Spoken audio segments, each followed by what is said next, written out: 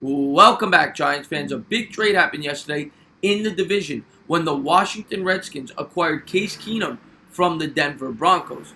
I'm going to be honest with you. When I first heard this trade, I said to myself, are the Washington Redskins out of their mind?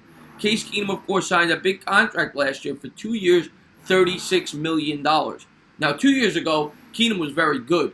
He threw 22 touchdowns, only 7 picks, and he led the Minnesota Vikings all the way to the title game, which is why he was able to get this contract from the Broncos. Before that year, he was a journeyman. And last year, he went back to his old ways. 18 touchdowns, 15 picks, and the Broncos ended up going 6-10. So I said to myself, what are you doing here? Why are you assuming this deal? Why would the Redskins do this? Especially with Alex Smith still on their books. Now, I don't know what is due to Smith, but I know for a fact they're still paying him something this year, even with the injury.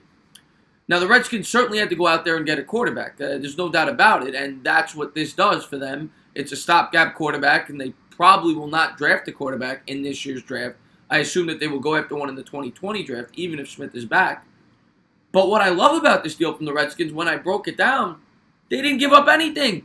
You got a stopgap quarterback, and you gave up nothing. I'm going to break it down for you. Now, of course, the Broncos had to get rid of Keenum. They acquired Flacco 2 weeks ago, which I'm still up in the air about. $28 million to Flacco to me is crazy. 34 years old. He hasn't proven anything since his Super Bowl days. That's a big contract to be taken on. But where I don't understand this trade at all from the Broncos' perspective, you're taking on almost the whole contract. He was due $18 million. The Redskins are taking on only $3.5 million of it.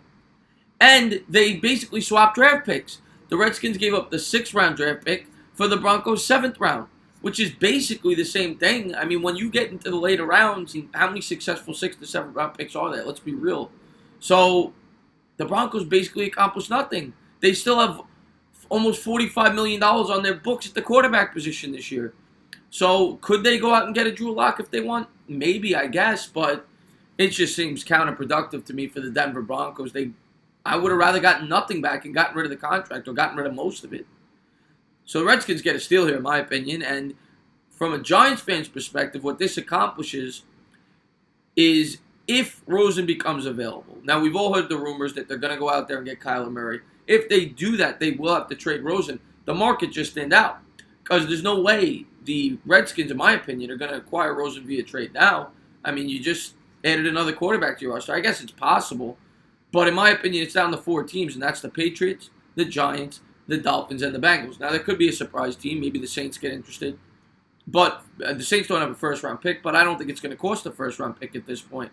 And if the Giants could get him for a second-round pick or a third-round pick, as much as I'm not in love with Rosen, and I don't know if he's necessarily a fit in New York, I think it's something you certainly have to do or have to take a good, hard, strong look at. If Rosen was a quarterback in this year's draft, he'd be right on par with Dwayne Haskins. He may even be above him.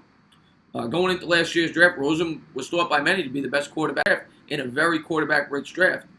And he played on a team last year that didn't have much to offer. Larry Fitzgerald is a shell of himself, and David Johnson was coming off an injury, and he was not a good running back. I mean, look at the yards per carry average. He's not the same player, and the offensive line is garbage over there. So the Cardinals didn't really set him up for success. So we'll see where it goes. But if you're a Redskins fan from this trade, you got to be happy, and the Redskins could still compete this year. Everybody forgets they were 5-2 last year before the Smith injury. So we'll see how it works out. But I just wanted to break down the trade. As always, if you liked what you watch, please subscribe, drop a comment. Maybe give me a thumbs up. Cheers.